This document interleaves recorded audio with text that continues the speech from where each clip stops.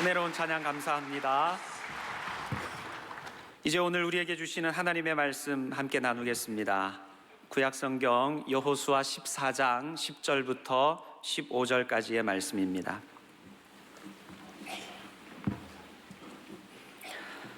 제가 가진 성경으로는 구약성경 340면에 있습니다. 여호수아 14장 10절부터 15절 말씀을 한 절씩 교독하여 읽겠습니다. 이제 보소서, 여호와께서 이 말씀을 모세에게 이르신 때로부터 이스라엘이 광야에서 방황한 이 45년 동안을 여호와께서 말씀하신 대로 나를 생존하게 하셨나이다.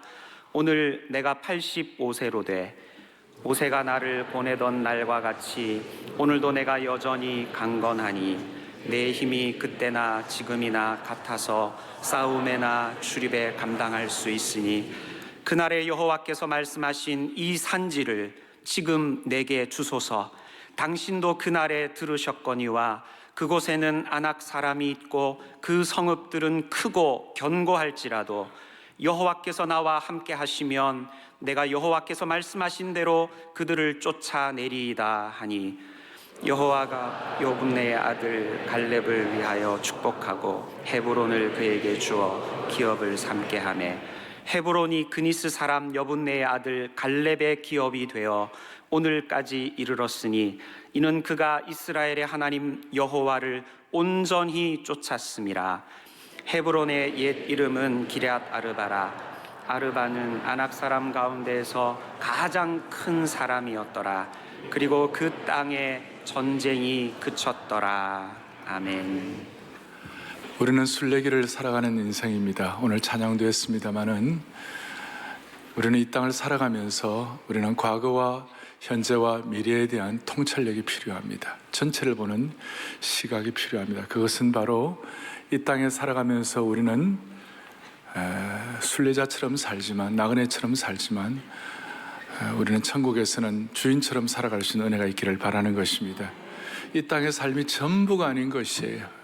오늘 찬양을 아름다운 강 이후에 우리는 천국에 대한 소망이 있는 것입니다. 지난 주일날 제 마음을 좀 이렇게 사로잡았던 헨리 나우엔의 글이 있어서 그 글을 오늘 같이 공감대를 가지고 공유하고 말씀을 시작하겠습니다. 같이 보겠습니다. 같이 보죠. 주님, 인생이 너무 빨리 지나갑니다. 몇 년 전에 저를 완전히 압도했던 사건들이 지금은 거의 기억이 나지 않습니다. 몇 달 전만 해도 제 삶에서 너무나 중요한 것 같았던 갈등도 이제는 아무 쓸데가 없고 힘을 기울일 가치조차 없는 것이 되었습니다. 여러분, 이 내용이 어떠세요? 몇 달 전만 하더라도 우리에게 잠 못 이루게 했던 그런 내용들이 지금은 그냥 다 지나가는 거예요. 그래서 우리는 어떤 경우에도 이 땅에 있다가 사라질 일시적인 것만을 위해 인생을 살지 아니하고 영원한 것, 가장 가치 있는 것을 위하여 우리 인생이 집중되었으면 좋겠어요. 그러기 위하여 오늘 우리의 삶에 있는 수많은 담들을 뛰어넘어야 하는데 갈렙을 통하여 우리는 담을 뛰어넘나이라는 제목으로 오늘 하나는 좀 정리하면 좋겠어요. 특별히 오늘 본문 15절 보니까 제 마음에 확 다가온 것이 있는데 그것이 뭐냐면 15절에 보니까 헤브론의 옛 이름은 기럇 아르바라. 아르바는 아낙 사람 가운데서 가장 큰 사람이었더라. 아주 큰 사람들이 장악하는 그 어려운 그런 장소라 할지라도 다 정리하고 15절 끝에 그리고 그 땅에 전쟁이 그쳤더라 그랬어요. 그러니까 우리 공동체나 개인의 삶을 압박하고 힘들게 하는 모든 종류의 전쟁을 하나님이 종식시켜 주시기를 원하는 것이에요. 다시 한번 모든 종류의 전쟁을 하나님이 여러분과 우리 모두의 삶 가운데서 다 종식시켜 주시기를 원합니다. 그래서 우리가 담을 뛰어넘어야 되는 것인데 담 뛰어넘기를 위하여 몇 가지 좀 제가 정리를 하겠습니다. 먼저 오늘 갈렙이라는 인물이 나옵니다. 저는 이 한 해 동안 여러분 다음지나 우리 시사지에 보면 올해의 인물이 나오는데요. 저는 이 한 해 동안 올해의 인물이 다윗하고 갈렙이에요. 갈렙인데 그중에 제가 갈렙이 제게 마음에 와 닿아서 메시지를 전하는데 갈렙은 참 독특한 사람이었고 오늘 이 갈렙은 6절부터 나오는데 갈렙의 이 6절에서 등장하면서 유다 지파의 이제 그 대표자로서 땅 분배를 받게 되는 것이에요. 갈렙이 누굽니까? 20세 이상 출애굽한 사람 가운데 유일하게 여호수아와 함께 살아남은 사람이에요. 가나안 땅에 들어간 사람이죠. 너무나 다 존경받는 사람이었어요. 그러니까 사람들이 갈렙이 무슨 땅을 요구할까 굉장히 관심사였어요. 그런데 갈렙이 뭐라고 얘기하느냐, 원래 본문에 나오지만 이 산지를 내게 달라고, 헤브론 산지를 내게 달라고 그랬어요. 이것은 사람들의 상상을 뛰어넘은 것이에요. 생각의 반전을 하게 하는 것이었어요. 그 당시 가나안 땅을 점령하면서 가나안 땅 해안이라든지 평지라든지 좋은 목초지라든지 이런 것들이 다 있는데 그걸 원하지 아니하고 헤브론 산지를 달라는 것이에요. 동시에 이 헤브론 산지는 아직까지도 완전히 점령되고 다 이렇게 장악한 곳이 아니었어요. 그 산지를 또다시 또 전쟁을 해야 할 것이고 이런 것이었기 때문에 사람들의 입장에서는 이 갈렙 같은 사람이 평지, 좋은 목초지 다 달라 해도 누가 뭐라 할 사람이 없었어요. 그런데 산지를 달라고 그랬어요. 갈렙이 왜 그랬을까요? 갈렙의 마음속에 헤브론 산지는 지난 45년 동안 마음속에 둔 곳이었죠. 45년 동안 나는 이 헤브론이 그 민수기 13장에 처음으로 가나안에 가서 정탐을 하고 난 다음에 사람들에게 말할 때에 나는 저 헤브론 산지가 좋다. 다른 사람들은 다 팩트 보고하고 정보 보고하는데 갈렙하고 여호수아는 믿음 보고를 하면서 나는 이 산지를 줬으면 좋겠다. 그런 마음의 소원을 가지고 산지를 달라고 그랬어요. 여호수아가 그걸 듣고 쿨하게 산지를 가지라고 그랬죠. 이 헤브론은 갈렙의 입장에서는 아브라함과 사라가 묻힌 곳이고 이삭과 야곱의 본거지였어요. 그러니까 자기 입장에서 볼 때 믿음의 하나의 어떤 증표라고 말할 수 있는 곳이에요. 그것이 힘들다 할지라도 나는 거기에 대해서 이렇게 회피하지 아니하고 나는 산지를 헤브론 믿음의 땅을 줬으면 좋겠다. 그렇게 된 이유는 갈렙은 지난 수십 년 동안 많은 믿음의 어떤 훈련이 있었어요. 홍해를 건너면서 광야길을 지나면서 요단강을 지나면서 수많은 경험들을 하고 자기도 모르게 믿음의 용량이 커졌기 때문에 남들이 볼 때는 저렇게 또 고생을 하면 되겠나라는 그런 상황 가운데서도 이 갈렙은 아니야, 나는 헤브론 산지야, 믿음의 용량을 가지고 이 헤브론을 요구하게 된 것이에요. 그러니까 당연한 권리를 거절하고 자신이 취할 수 있는 좋은 것을 거절하고 포기하고 믿음 보고를 한 것이었어요. 오늘 이 갈렙은 이런 의미에서 우리에게 거룩한 반전과 특별한 용기를 주는 사람이고 가슴을 뛰게 하는 사람이라고 말할 수 있어요. 오늘 이것이 왜 필요한가? 오늘날 많은 사람들의 마음이 분열되어 있어요. 지난주에 제가 택시를 좀 탔는데 전에는 그 택시를 타면 사람들이 자기 나름대로 본 것을 얘기한대요. 그런데 요새는 뭘 얘기하느냐 하면 자기가 말하고 싶은 것만 본대요. 이해가 갑니까? 굉장히 철학적인 택시기사예요. 상당히 수준이 높으신 분이었어요. 오늘 이 시대는 자기가 말하고 싶은 것만 보는 시대예요. 이런 시대에 우리는 세상 사람들과 좀 달라야 되는 것이, 그리스도인들의 시각은 근본적으로 달라야 되는 것이, 우리는 시간을 보는 눈이 달라야 되고 장소를 보는 눈이 달라야 되고 현상을 보는 눈이 달라야 되는 것이, 우리는 세상적인 시각과는 근본적으로 다른 것이죠. 우리는 믿음이 뭡니까? 믿음은 보지 못하는 것들을 보는 것이 믿음이라는 것이에요.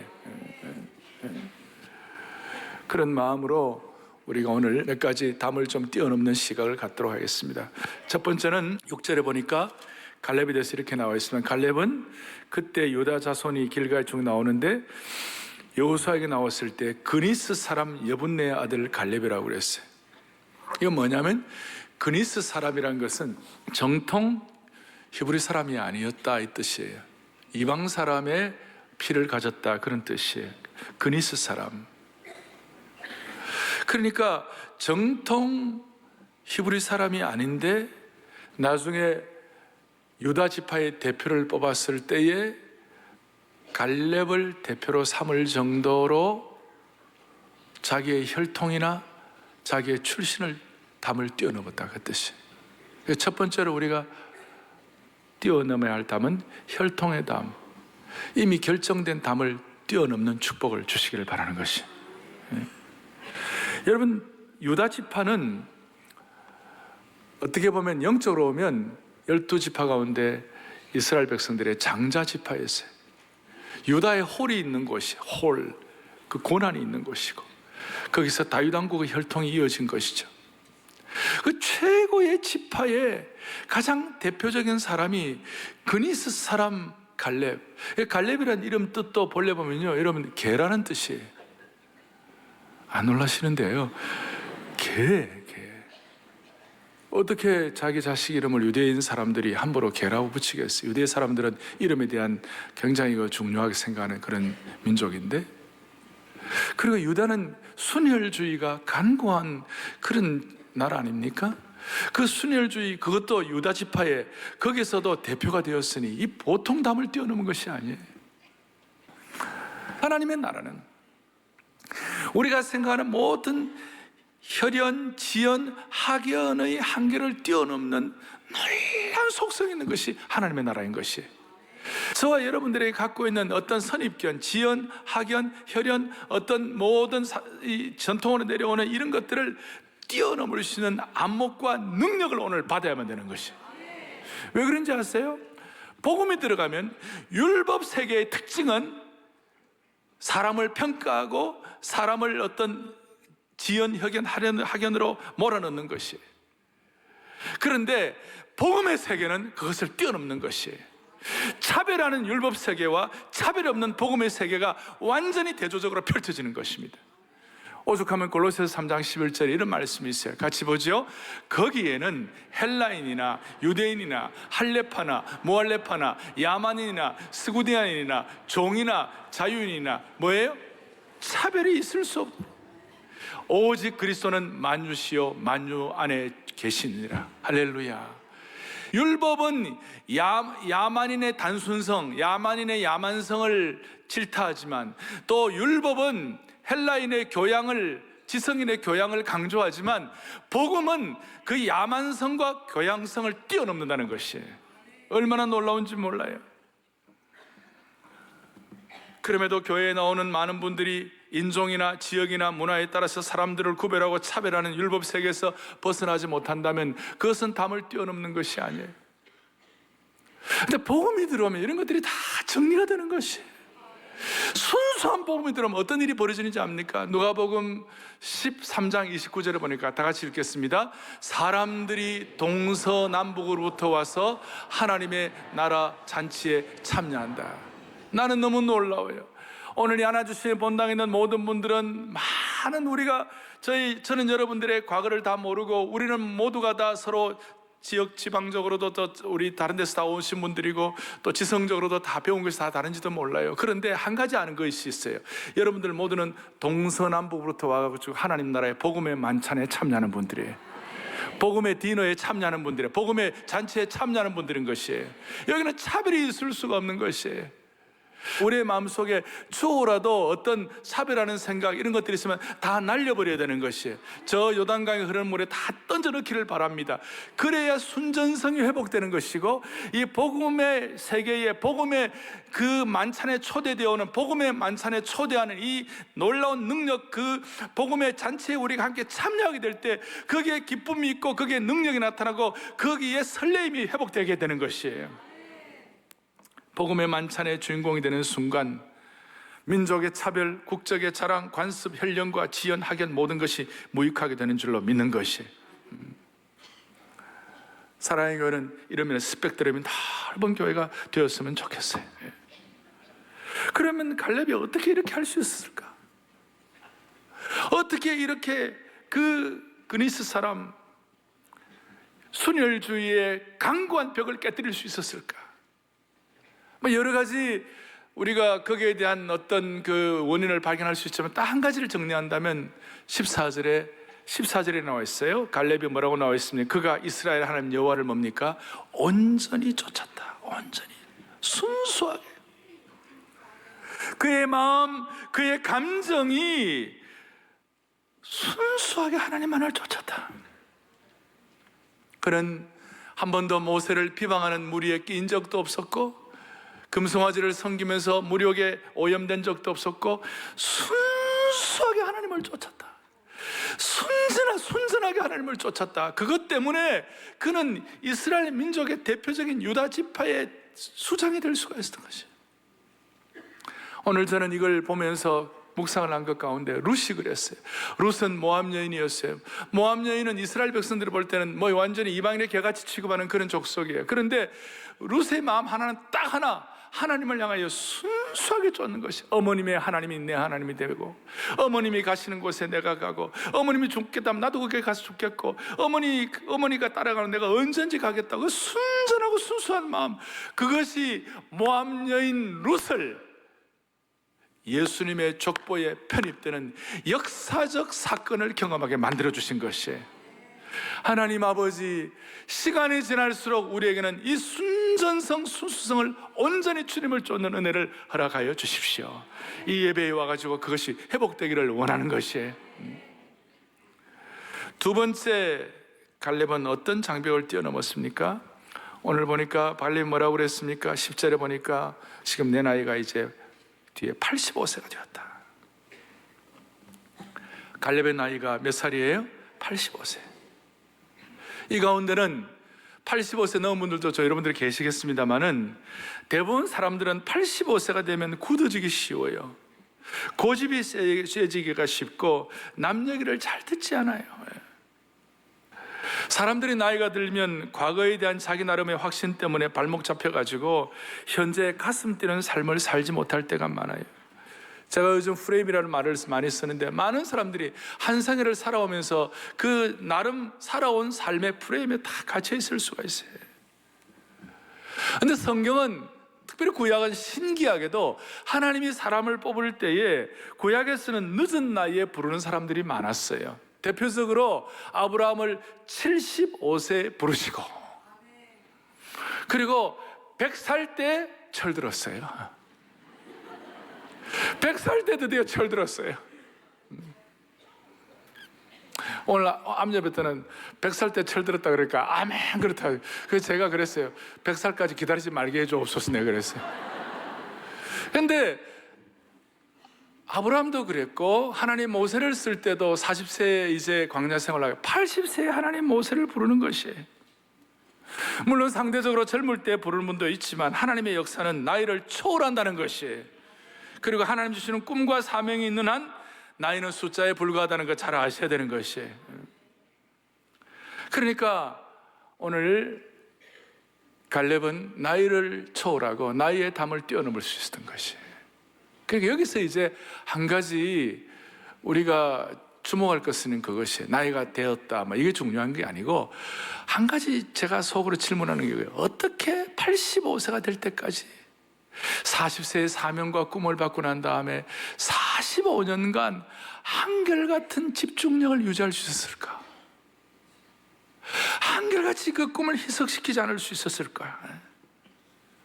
다른 거 아니었어요. 갈렙은 하나님이 내게 주신 그것이 분명하기 때문에, 하나님이 내게 주신 비전과 소명이 확실하기 때문에 한결같이 45년을 집중하게 된 것이에요. 그러니까 그 집중력이 하나님의 신적 개입을 가능하도록 만들었다는 것을 믿으시자, 이 말이에요. 저나 여러분이나 우리 모두에게는 하나님이 주시는 말씀과 사명이 있는 줄 확신합니다. 그 사명이 있기 때문에 이 강추위를 뚫고 나와가지고 이 자리에 와 앉아 있는 것이에요. 안 그러면 그럴 필요가 없잖아요. 갈렙처럼 한결같이 집중력을 가졌기 때문에 오늘 이 자리에 와가지고 우리가 주님을 사모하고 주님께 우리의 마음에 한결같은 다 우선순위가 집중력을 갖는 것이. 어제 토비세를 하면서, 토비전 새벽 예배를 하면서 우리가 암송을 했어요. 암송을 했는데 그게 뭐냐면 그리스도 제자의 자격이라는 것을 암송했어요. 12구절인데 그리스도의 제자의 자격, 그리스도를 첫자리에 모심, 마태복음 6장 33절부터 시작해가지고, 그 다음 죄에서 떠남 요한일서 2장, 그 다음 후히 드릴 것 잠언 3장 9절, 다른 사람을 섬김, 그리고 세계 비전까지 12구절이에요. 제가 가만히 생각하니까 내가 70년대 중반부터 이걸 암송해가지고 40년이 넘었네. 주여, 나도 갈렙의 은사를 달라고 했잖아요. 40년 넘게 그리스도의 제자의 자격을. 여러분, 한결같이 우리가 젊을 때부터 암송을 통하여 말씀이 혈관에 스며들어 체화되면 하나님이 왜 역사하지 않으시겠어요? 이걸 깨달으면 65세에도 아프리카 선교사로 가는 분이 계시는 거예요. 그래서 갈렙은 85세가 되었는데 은퇴한 것이 아니라 은퇴 대신에 하나님의 은혜를 사모한 것이에요. 제 말을 제가 만들어 보았어요. 은퇴 대신에 하나님의 말씀에 대한 집중력을 더 강화시킨 것이에요. 그리고 하나님에 대한 그랜드 디자인이 눈에 들어오기 시작했어요. 이 세상은 노화나 나이 드는 것을 부정적으로 볼지 몰라도 기독교 신앙은 노화를 축복으로 보는 것이에요. 왜 그런지 압니까? 나이가 많아지면 주님 만날 날이 가까워진 것이에요. 그보다 더 중요한 것은 나이가 든 것만큼 젊을 때부터 말씀을 가지고 집중력을 가지고 사명과 꿈으로 살아왔다면 그만큼 그 사명과 꿈이 축적되어 있기 때문에 나이가 든 것이 축복이 되는 것이에요. 주님과 더불어 교제한 시간이 그만큼 저축되어 있기 때문에 그것이 축복이 되는 것이에요. 그래서 우리는 나이를 먹는 것에 대해서 결코 두려워하지 않는 그런 은혜가 있게 되는 것이에요. 그리고 갈렙이 나이가 들어서도 이렇게 집중력을 가질 수 있었던 이유는 뭐냐면 비본질의 에너지를 쏟지 않았어요. 비본질에다가 에너지를 투자하지 않았어요. 비본질에 신경을 쓰면 85세가 되면 몸과 마음이 흐트러지기 쉬워요. 연약해지기 쉬워요. 그러나 본질에만 집중하면 85세가 되었을 때라도 인생의 절정기를 맞이할 수가 있는 것입니다. 비본질이 뭐예요? 남의 눈을 너무 의식하는 것, 그것도 비본질이에요. 사랑하는 자매 여러분, 꿈에도 적당히 꾸미십시다. 거기에 에너지 더 많이 쓰지 말고. 정말 있잖아요, 비본질에다 에너지를 쏟지 않는 거예요. 어려움을 이기는 사람들의 특징은 비본질에 신경을 쓰지 않는 것이에요. 댓글에 신경 쓰지 않는 것이에요. 본질과 비본질을 구분하는 사람이에요. 우선순위가 무엇인지를 아는 사람이에요. 갈렙이 정탐꾼의 사명을 받았을 때 정탐꾼의 역할에만 집중했어요. 다른 거 신경 안 썼어요. 유다 지파를 대표하는 사명을 받았을 때는 유다 지파의 리더로서 강한 적들에만 집중하여 헤브론을 차지한 것이에요. 다른 지파가 어떻게 하는지에 상관하지 않았어요. 남의 일에 상관하다가 내 일을 망치는 어리석은 사람이 아니었어요. 현재 집중해야 하는 일에 집중하는 것이 민족을 살리고 교회를 살리고 이 시대를 살리는 것인 줄 믿으셔야 되는 것이에요. 우리 가정도 우리 교회도 우리 개인도 집중해야 할 것이 무엇인가? 우리가 흔히들 이런 얘기하죠. 나이가 드니까 꿈꾸는 것을 중단했다가 아니라 꿈꾸는 것을 중단했기 때문에 나이가 든다, 이런 말을 많이 듣습니다. 저는 이렇게 말하고 싶어요. 젊어도 집중력이 사라지면 나이가 든 것이요, 나이가 들어도 늙어도 집중력이 한결같으면 젊은 것이다. 믿음의 목표를 딱 가지고 거기에 대해서 한결같은 집중력, 온전히 주님을 따르는 것, 오늘 이 은혜가 우리 온 교우들에게 풍성하게 주어지기를 바랍니다. 다시 한번 쳐낼 끄는 쳐내고 우선순위로 정리하기를 바라는 것이에요. 그는 혈통의 담을 뛰어넘었습니다. 그는 나이의 담을 뛰어넘었습니다. 한 가지 더 생각하겠습니다. 갈렙은 시기와 질투의 담을 뛰어넘었습니다. 민수기 24장 24절에 보니까 갈렙에 대해서 내 종 갈렙이라고 말했습니다. 성경에서 하나님께서 내 종이라고 부르신 인물이 많지가 않아요. 모세를 종이라고 그랬고 다윗을 종이라고 그랬고 이사야 같은 사람을 종이라고 그랬어요. 그런데 하나님께서 내 종 갈렙이다. 그리고 이 갈렙은 하나님을 온전히 쫓았다. 신명기 1장에 다시 한번 반복해서 나오고 갈렙을 그렇게 존중하는. 그리고 민수기 14장 30절에 보니까 이런 내용이 나와요. 여분네 아들 갈렙과 눈의 아들 여호수아 외에는, 이런 내용이 나와요. 자, 갈렙이 먼저 나옵니까? 여호수아가 먼저 나옵니까? 갈렙이 먼저 나와요. 성경의 서열은 의미가 있는 것이에요. 나이가 들었다든지 중요도가 있을 때 먼저 쓸 경우가 많아요. 이런 걸 우리가 미루어 짐작해 보건대 어떻게 보면 저 순간에는 여호수아보다도 갈렙의 무게와 갈렙의 위치가 더 소중했는지 몰라요. 그런데 하나님께서 여호수아를 지도자로 삼은 것입니다. 그럴 때 웬만하면 갈렙의 입장에서는 어떤 면에서 좀 시기 같은 게 있을 수가 있지 않았겠어요? 인간이 다 그런데, 인간의 속성이 다 그런데. 그런데 그의 인격의 깊이가 얼마나 대단한지 여호수아를 질투하지 아니하고 여호수아를 지도자로 인정하게 된 것이 그의 인격의 깊이가 담을 뛰어넘은 것이. 오늘날 교회 내에, 공동체 내에 시기와 질투 때문에 파열음이 일어나고 공동체 내에 상처를 주고받는 일이 얼마나 많은지 모릅니다. 비일비재합니다. 쉽게 얘기하면 이거예요. 여러분들보다 늦게 우리 교회 등록한 성도가 여러분보다 먼저 직분을 받고 먼저 안수집사가 되고 먼저 순장이 되고 먼저 권사가 되고 먼저 장로가 되면 여러분 할렐루야 할 수 있겠어요? 할렐루야 안 하시죠? 할렐루야 안 해요. 네? 그럴 때 우리 인격이 드러나는 것이에요. 사랑의 교회는 은사대로 뒤에 들어와도 세물이 들어와도 옛날에 있던 분들보다도 먼저 무슨 역할을 할 때 우리가 할렐루야 할 수 있는 그런 축복을 주시면 좋겠어요. 네? 소리가 너무 작아요.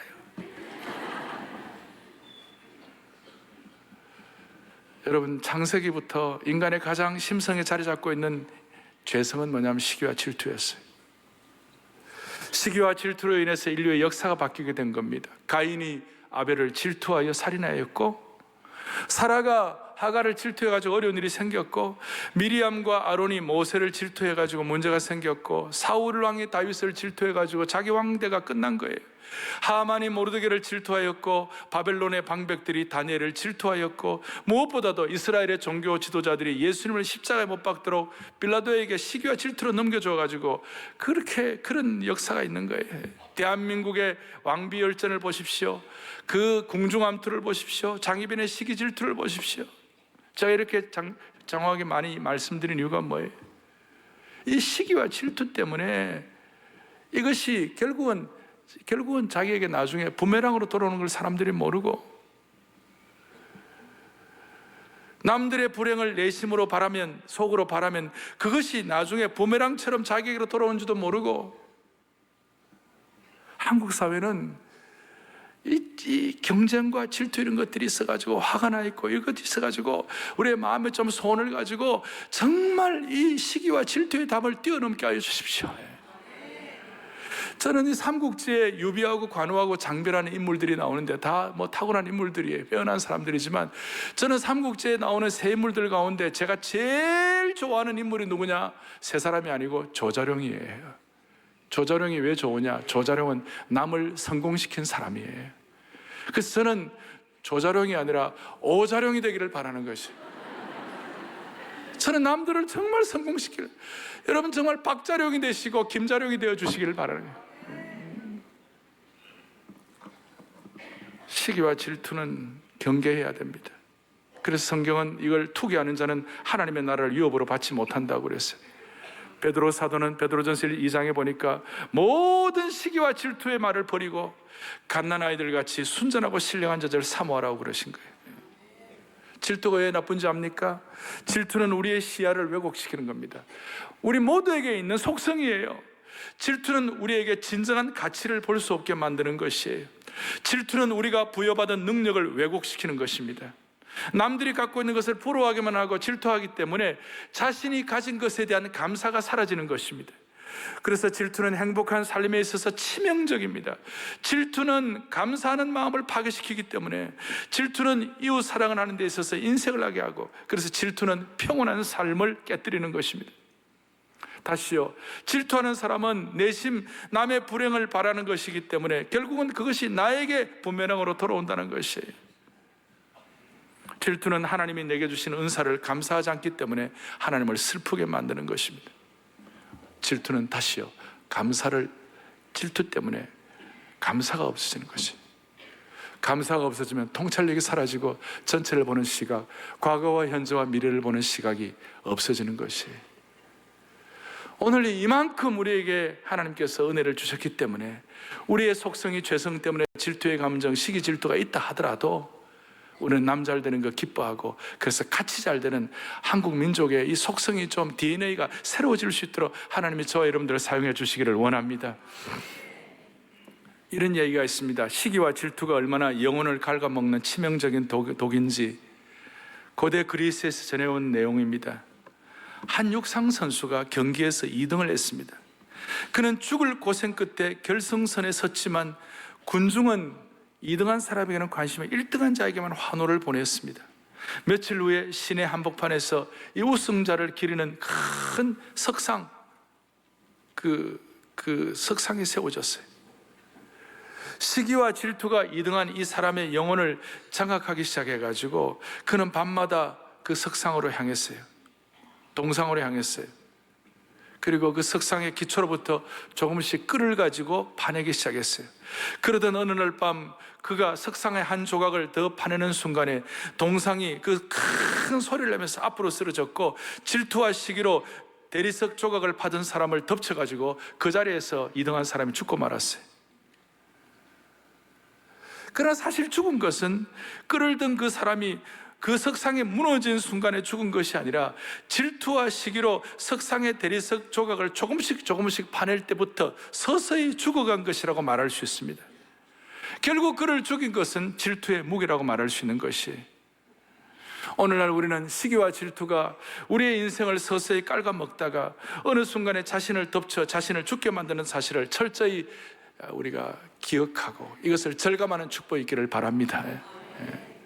한국 사람들은 돌아가는 동자 붙은 사람들에게 많은 시기와 질투가 있어요. 동무, 동서, 동지, 동력자, 동창. 질투와 시기의 무게에서, 질투와 시기의 그 무게에 우리가 짓눌려 있다면 한 해가 가기 전에 요단강가에 다 떠내려 보낼 수 있기를 바랍니다. 갈렙은 이 질투를 뛰어넘었기 때문에 이 산지를 내게 달라고 그랬습니다. 질투로 자기 속을 깔아먹지 아니하고 산지를 달라는 비전으로 집중력을 가지고 한 걸음 더 개척 정신을 가지고 치고 나갔어요. 그리고 개척 정신이 있으니까 가슴이 뛰고 날마다 더 중요한 사명을 위하여 자기가 이렇게 집중할 수 있었던 것이. 저는 우리 한국 사람들 가운데 이 질투의 DNA가 있지만 동시에 잘만 지도자가 이끌어주면 한국 사람들은 세계를 향해 치고 나가는 은혜가 있는 것이에요. 23년 전에 제가 사우스 아프리카에 어떤 젊은이 하나를 만났습니다. 한국에서 어떤 회사에 파견되는 젊은이인데요, 딱 무전기 그 다음 휴대폰 딱 하나 들고 3천여 명이 넘는 그런 흑인들을 다 리더가 되어가지고 막 인도를 하더라고요. 그래서 내가 저 젊은이, 20대 젊은이, 저 젊은이가 무전기 하나 들고 3천여 명의 흑인들을 인도하는 거 보면서 한국 사람에게 DNA는 밖으로 내보내면 너무너무 잘하고 있구나. 바등바등 일 하지 말고 나가야 되는 것이에요. 못 나가면 마음이라도 하나님 나라의 큰 사명과 꿈과 기도 제목을 가지고 나가야만 되는 것이에요. 안 그러면 이 담 밑에 짓눌려가지고. 그래서 우리 모든 성도들은 조금 더 내 마음속에 있는 어떤 질투라 시기라 또 남들에 대해서 경쟁심 이런 것이 있다면 싹 날려버리고 대한민국의 DNA를 바꿀 수 있도록 축복해 주시기를 바라는 것이. 사랑의 교회도 40년이 되면서 여러 가지 전통과 습관이 알게 모르게 쌓였어요. 좋은 것은 보존해야 됩니다만은 덕이 되지 않는 것들은 과감하게 휴지통에 던져버려야 되는 것이에요. 사랑의 교회도 이 산지를 내게 달라고 치고 나가야 할 줄로 믿습니다. 여기에 덧붙여서 감동적인 거 하나가 있어요. 이것만으로도 담을 다 뛰어넘고 충분했는데 여호수아 21장 뒤에 보면 갈렙에게 좀 이렇게 무리한 요구를 한 게 있어요. 그것이 뭐냐면 레위 지파는 자기의 분깃이 없어요. 그런데 갈렙에게 보내가지고 여호수아 21장 10절 11절 보니까 뭐라고 나오느냐, 레위 자손 중 그앗 가족들에 속한 아론 자손이 첫째로 제비 뽑혔으므로 11절에 아낙의 아버지 아르바의 성읍 유다 산지 기럇 아르바 곧 헤브론, 앞에 헤브론과 그 주위의 목초지를 그들에게 주었다 그랬어요. 죽도록 고생해가지고 헤브론을 자취했는데 그걸 레위 지파에게 주라는 것이에요. 이거 쉬운 일이 되겠습니까? 그런데 갈렙은 헤브론 그 주위를 땅을 하고 헤브론의 중요한 것들을 레위 지파에게 다 주어버렸어요. 요새는 다 주어버렸어요.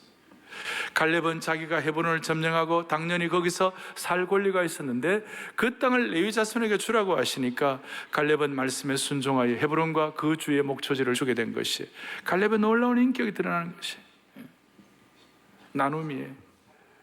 사랑의 교회는 생명 나눔, 은사 나눔, 사명 나눔, 사랑 나눔의 축복으로 갈렙처럼 한 단계 뛰어넘는 은혜를 받을 수 있으면 좋겠어요.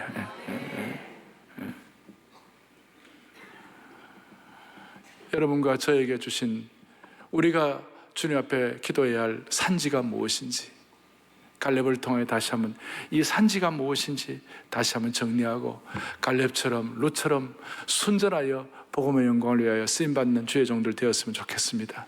이것이 오늘 우리에게 어떻게 와 닿아야 할 것인가, 어떻게 우리가 좀 소원하고 기도를 해야 할 것인가.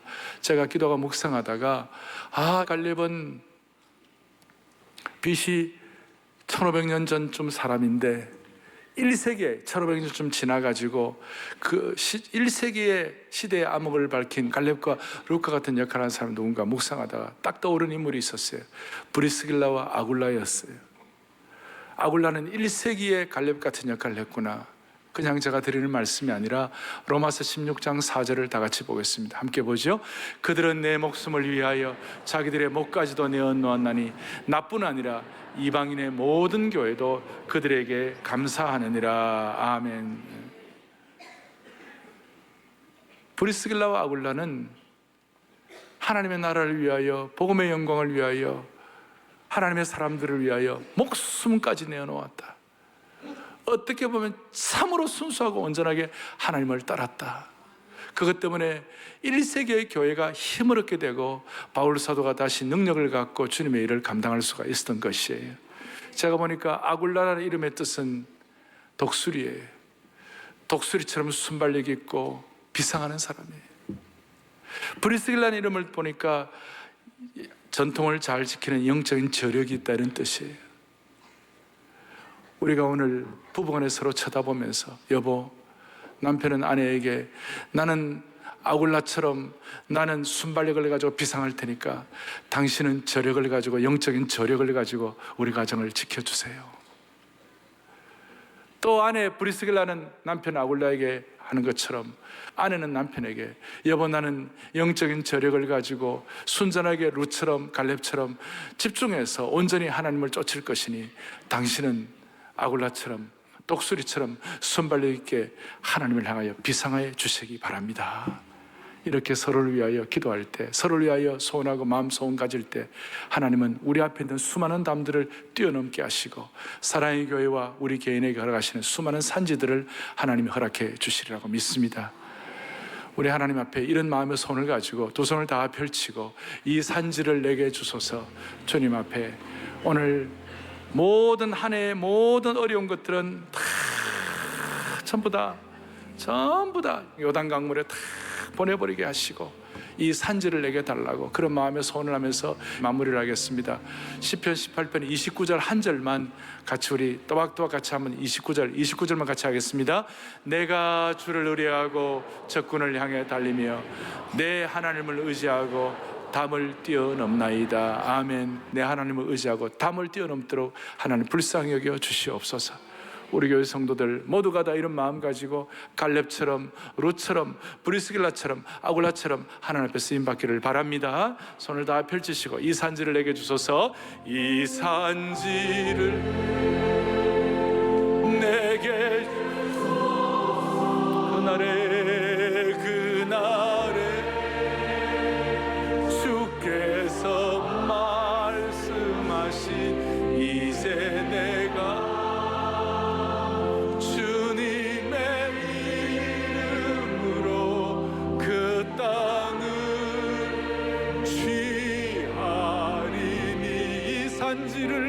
이 산지를 내게 주소서. 그날에 주께 찬양하는 그 이제 내가 주님의 이름으로 그 땅을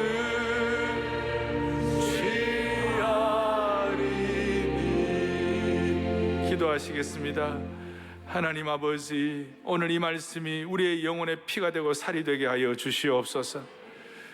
오늘 말씀을 통하여 우리의 혈연의 장벽, 나이의 담, 시기심의 장벽들을 다 뛰어넘게 하여 주시옵시고, 갈렙처럼 온전히 주님만을 따르게 하여 주시기를 소망합니다. 우리 앞에 많은 한계가 있다 할지라도 청년 시절부터 40년, 50년을 온전히 주님을 따르고 집중해 따르면 갈렙처럼 노년의 복을 받을 줄로 확신합니다. 우리 온 성도들 21세기의 갈렙의 축복을 받게 하시고 브리스길라와 아굴라와 같이 한결같은 주님의 사람으로 무장되어 시대의 산지를 얻고 이 시대의 모든 난관을 돌파하게 하옵소서. 우리 주 예수 그리스도 이름 받들어 간절히 기도 올리옵나이다.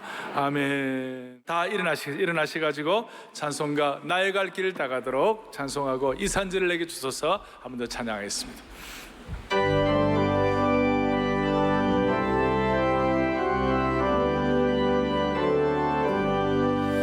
나의 갈 길 다 가도록 예수 인도하시니 내 주 안에 있는 긍휼 없이시마리오.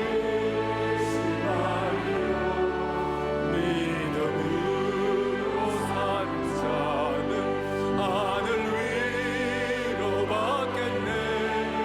무슨 일을 만나든지 만사형통하리라. 무슨 일을 만나든지 만사형통하리라. 나의 갈 길 다 가도록 예수 인도하시니 어려운 일 당한 때도 족하는 내 중심에 나는 심히 고난하고 영혼 매우 가라라. 나의 앞에 반석에서 샘물 나게 하시네. 나의 앞에 반석에서 샘물 나게 하시네. 나의 갈 길 다 가도록 예수 인도하시니 그의 사랑 어찌 큰지 말로 수 없도다. 성령 감화하는 경우 나는 따라갈게. 영영 부를 나의 찬송 예수 인도하셨네. 영영 부를 나의 찬송 예수 인도하셨네. 이 산지를 내게 주소서. 이 산지를 내게 주소서. 그날에 주께서 말씀하신 이제 내가 주님의 이름으로 그 땅을 취하리. 이 산지를 내게 주소서.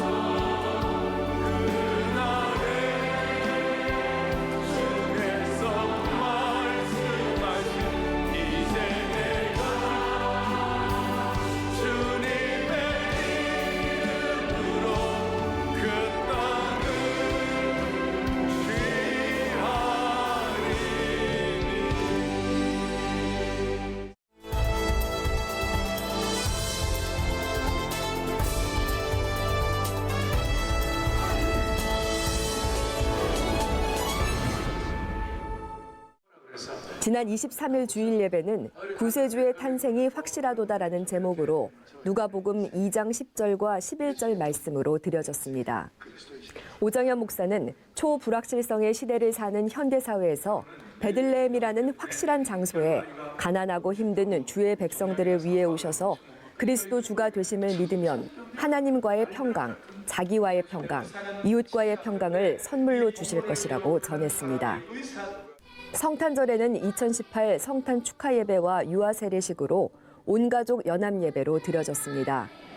올해는 135명의 유아가 세례를 받았는데요. 사랑의 교회 영가족들이 아기 예수 탄생을 축하하며 이 땅의 모든 아기에게 축복을 더하는 시간이었습니다. 오정현 목사는 임마누엘 성탄이란 제목으로 동정녀에서 나신 예수님의 탄생은 기적으로 나심을 강조하며 임마누엘의 은혜를 선물로 받은 우리는 늘 마라나타를 소망하며 과거와 현재와 미래를 살아야 한다고 전했습니다. 또 여직장인 순장반에서는 선교사님들에게 성탄 선물 보내기를 함께했는데요.